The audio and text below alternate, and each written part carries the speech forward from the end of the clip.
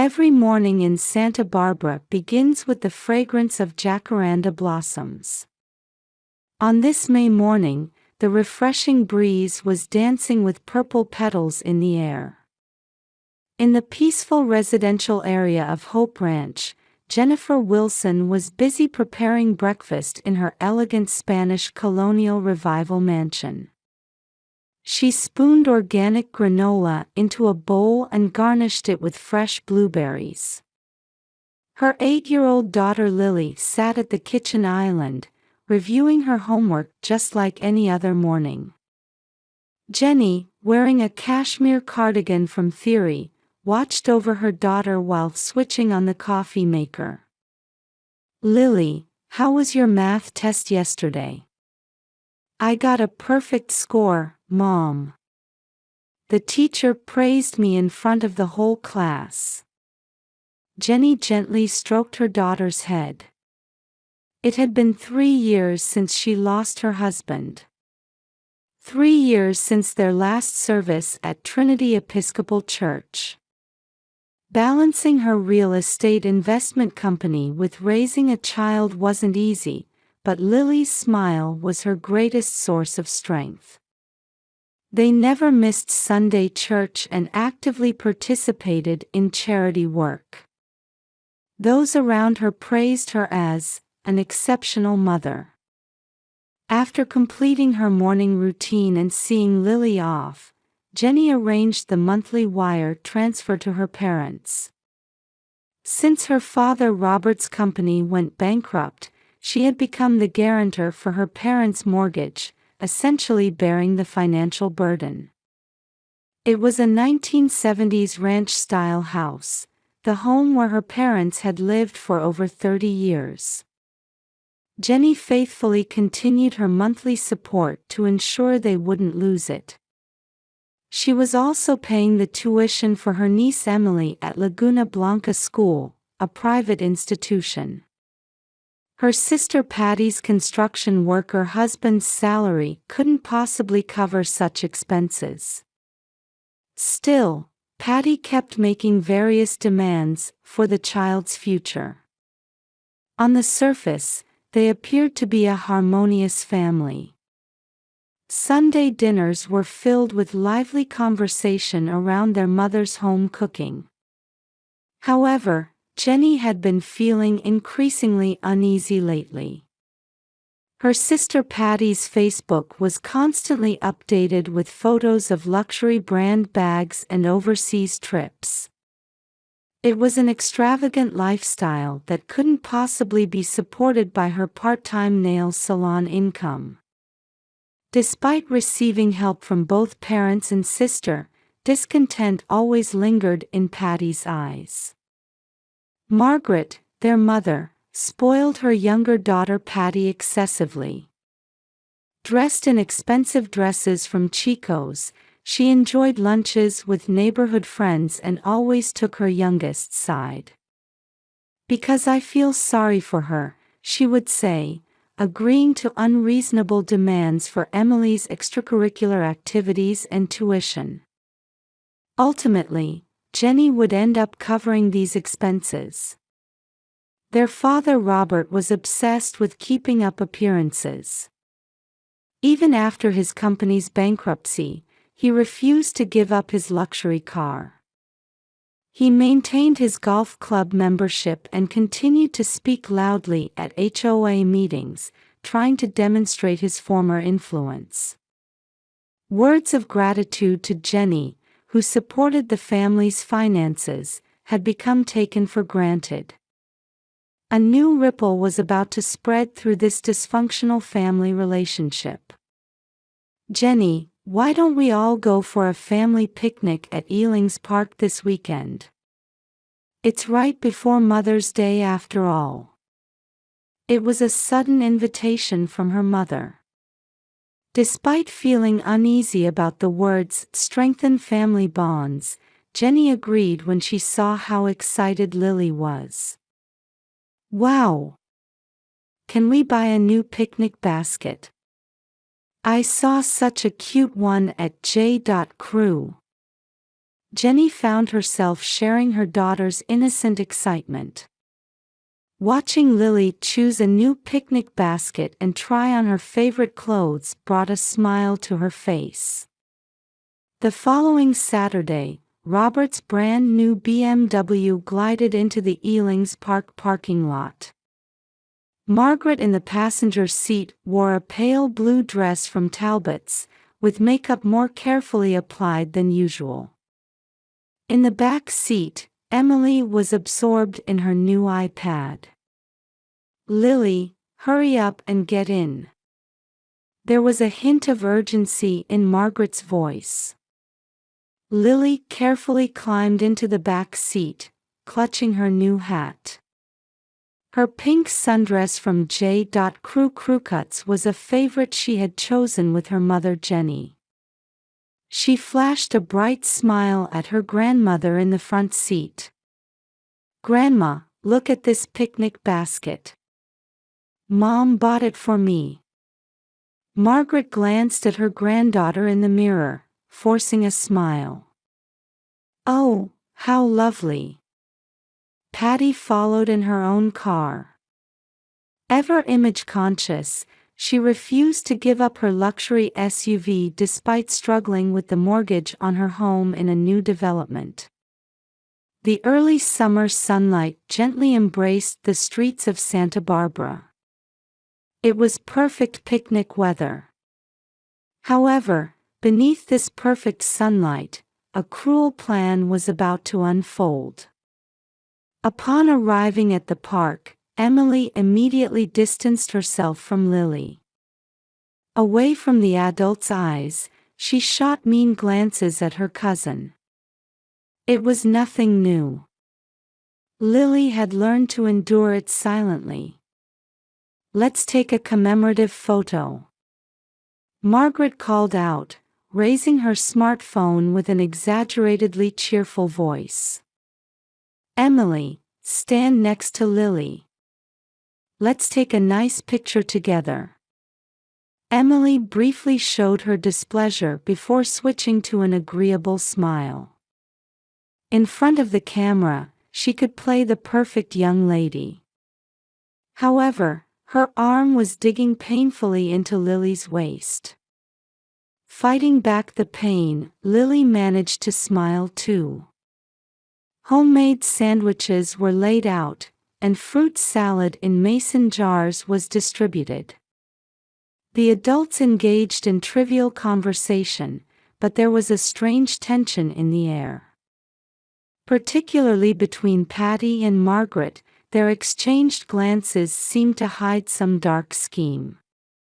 Around 2 p.m., Lily went to the restroom alone. "Be careful," Margaret's voice followed her. There was something unnatural about its tone. When Lily returned from the restroom, she found an empty lawn where their picnic had been. Everything was gone, their belongings, the new picnic basket, everything. It was as if the pleasant picnic from moments ago had been just an illusion. "Grandma? Grandpa?" No response. "Emily?" Only silence enveloped her. Though panicked, Lily desperately searched the area. She borrowed a phone from a stranger family and dialed her mother's number with trembling fingers. Her heart pounded violently as the phone rang. "Mom, help. They left me behind and took my cousin away." Her voice cracked. The tears wouldn't stop. "What? Where are you right now?" Jenny's voice was filled with intense distress. After hanging up with her daughter, Jenny immediately called her parents. "Mom, where's Lily?" After a moment of silence following her stern tone. "Oh, I'm sorry. We forgot about her." Margaret's voice was unnaturally bright.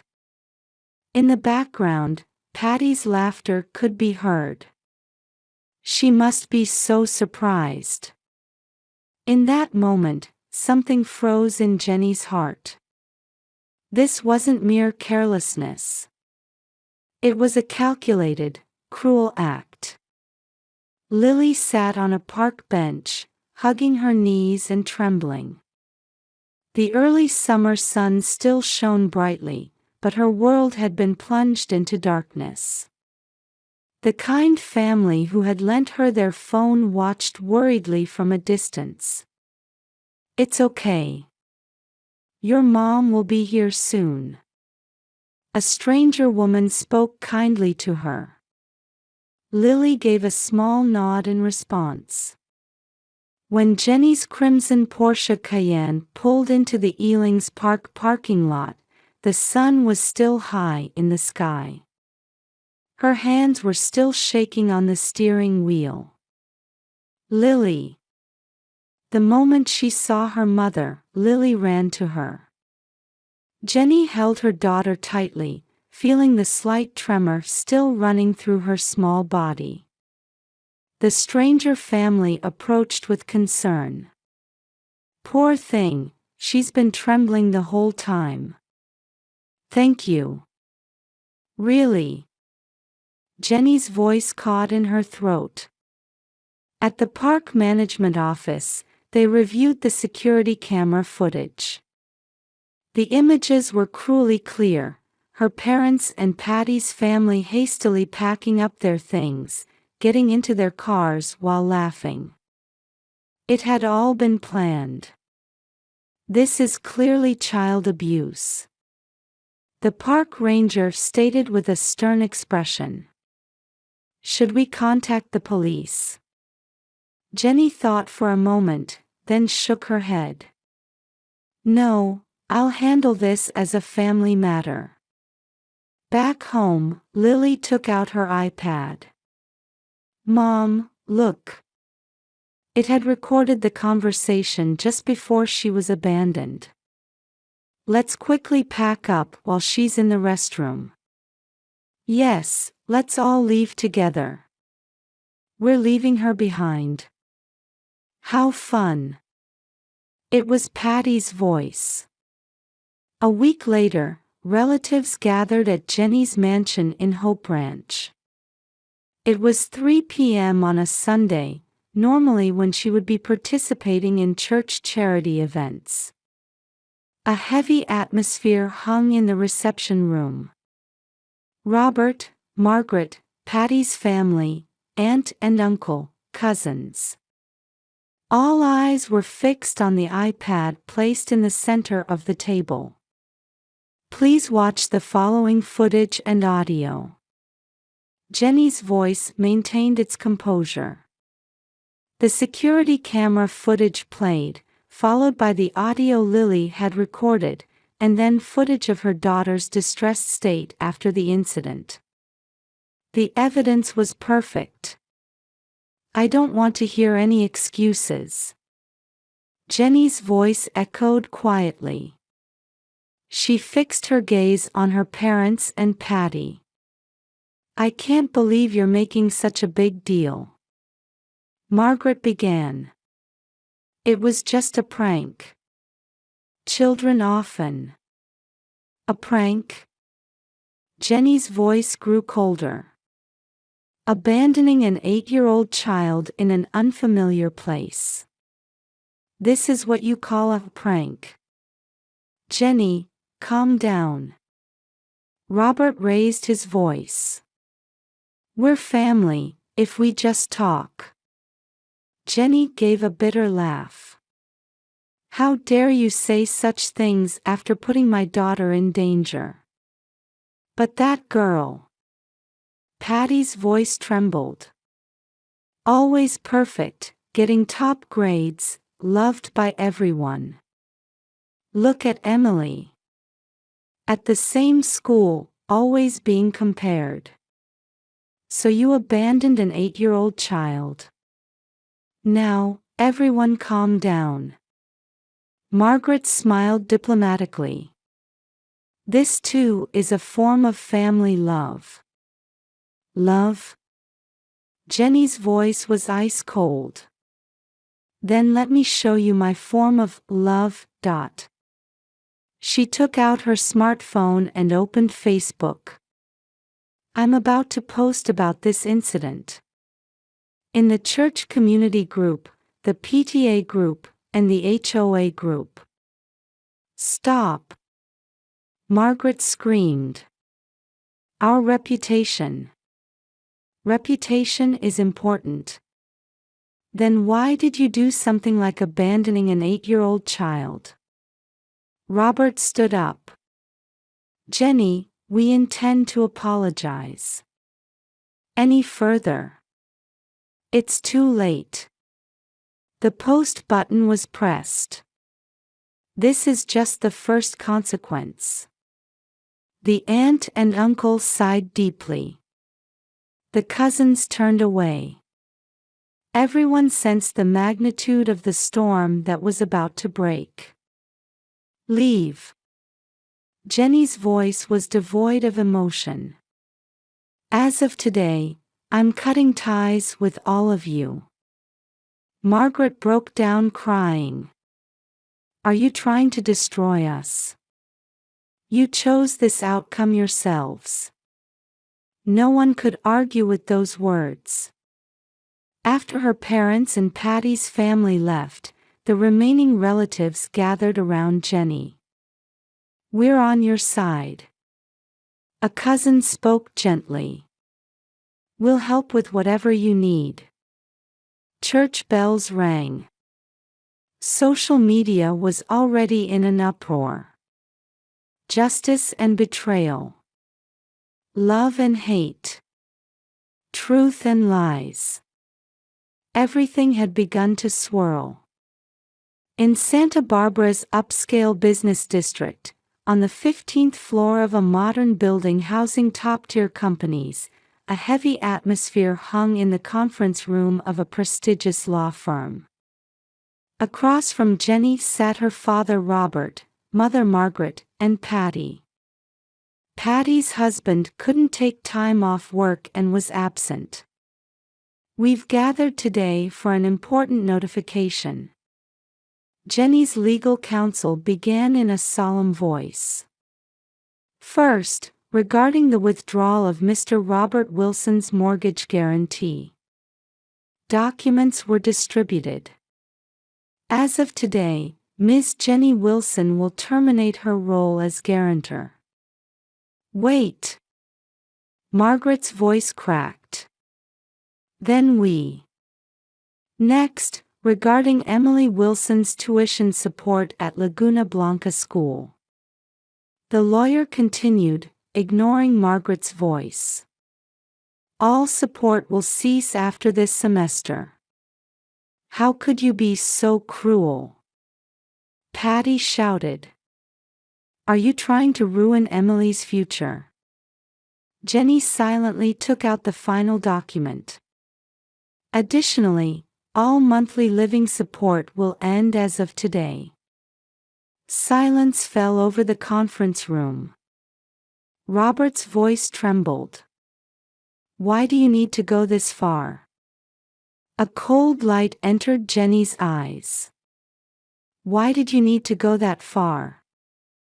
Outside the window, jacaranda flowers swayed in the wind. The purple blossoms fell silently, as if watching over the family's collapse. Would you tell me the truth? Jenny's voice was quiet but filled with determination. Why such a cruel act? Patty suddenly broke down crying. I suggested it. The truth she revealed was uglier than imagined. Patty had always envied her sister's success. Jenny, successful in real estate investment, living in a luxury home, acting as the perfect mother. Meanwhile, she had a part-time job, a low-income husband, and a mortgage in a new development. The gap seemed to grow wider day by day. What she couldn't stand most was Lily's existence. That girl, always getting perfect scores. Patty's voice twisted. 10 or 20 points higher than Emily, teachers always praising her. Their parents' complicity came from foolish reasons. Margaret's excessive love for her youngest daughter Patty led her to accept these twisted demands. Robert, having lost his autonomy through economic dependence, simply went along with it. "Is this how you repay me?" No one could answer Jenny's question. Right after leaving the conference room, Patty's smartphone rang. It was an email from Laguna Blanca School. A notice of expulsion due to unpaid tuition. Simultaneously, she received a payment delay warning from her credit card company. That evening, disaster struck at Robert and Margaret's home as well. The loan payment. Robert muttered, holding a collection notice from the bank. "What should we do?" "I'll ask my friends." Margaret desperately operated her phone. However, friends who had seen her social media posts were blocking her one after another. Days later, the situation worsened. Arguments with Patty's husband became constant. "She couldn't counter his words, because of your selfish actions." Emily, forced to transfer schools, struggled to adapt to her new environment and began avoiding school. Residents of the luxury housing development began openly avoiding Robert and Margaret. They weren't invited to HOA meetings, and received cold stares at church. At Trinity Episcopal Church, Margaret was seen leaving in tears after being removed from the charity committee. A month later, the final collapse arrived. Patty's husband decided on divorce, leaving with the words, "I can't stay with a mother who would endanger children." Robert and Margaret, unable to pay their mortgage, faced eviction from their luxury housing development. "I never thought it would come to this." From Jenny's office window, the sunset was visible. She quietly sipped her wine as Lily nestled close to her. "Mom, why don't you forgive Grandma and the others?" Jenny embraced her daughter.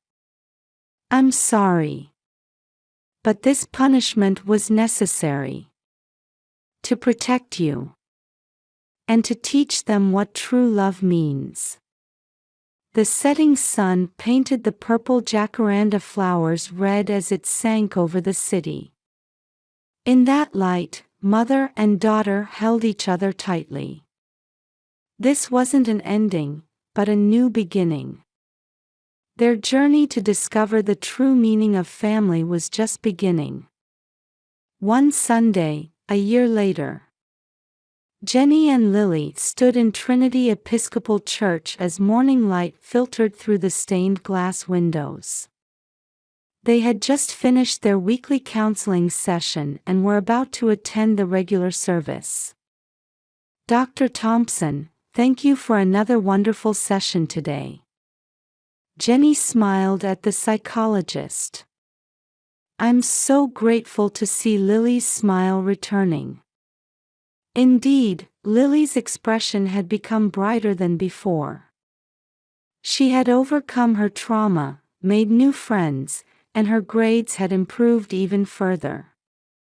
The bond between mother and daughter had grown stronger through their ordeal. "Mom, look." Lily pointed to new jacaranda buds sprouting. "The purple flowers will bloom again." "Yes." Jenny gently stroked her daughter's head. "We're entering a new season too." Meanwhile, the perpetrators met miserable ends. Robert and Margaret were forced to give up their mansion in Hope Ranch, saying goodbye to the home of 35 years. When they left the luxury housing development, Not one of their former friends came to bid them farewell. Now they live modestly in a city apartment. Their savings depleted, the weight of retirement uncertainty bears down on them daily. Social media pretenses, luxury club memberships, all are things of the past. The complete exclusion from their community was particularly painful. We can no longer have people like you on the charity committee. The cold words at church. We must ask you to refrain from attending HOA meetings. The cruel notification from old friends. Patty's situation was even more dire. Her divorce was finalized, and her ex-husband remarried. With restricted parental rights, she could only see Emily once a month. Life in public housing was a stark change. Her part-time salary barely covered expenses, and she could no longer rely on her parents. Emily continued to skip school, attending counseling sessions regularly. Gone were the days of luxury brands, replaced by second-hand clothes. Her social media accounts were deleted. At the family council, her uncle delivered a harsh verdict.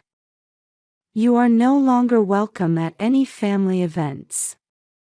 No Christmas, no Thanksgiving, no birthdays. You are no longer family. True to these words, they were completely cut off from the family. Their faces were even removed from family photographs. However, through this ordeal, Jenny and Lily had made new discoveries. Real family isn't just about blood ties, is it? They found joy in being warmly welcomed and supported by their new church community. Using money to control others isn't love, after all. Jenny reflected on the past when she had used financial support as a weapon to maintain twisted power relationships. One day, Lily's teacher remarked, "Your mother is a very courageous person. She risked everything to protect her child." Jenny nodded deeply at these words.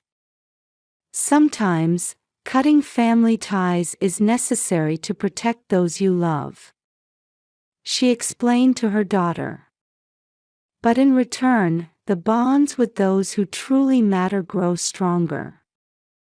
At dusk, from the heights of Hope Ranch, they looked down at the Santa Barbara cityscape.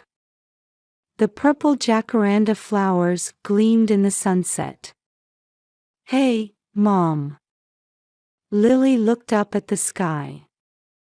"We'll always be together, right?" "Yes, of course." Jenny smiled.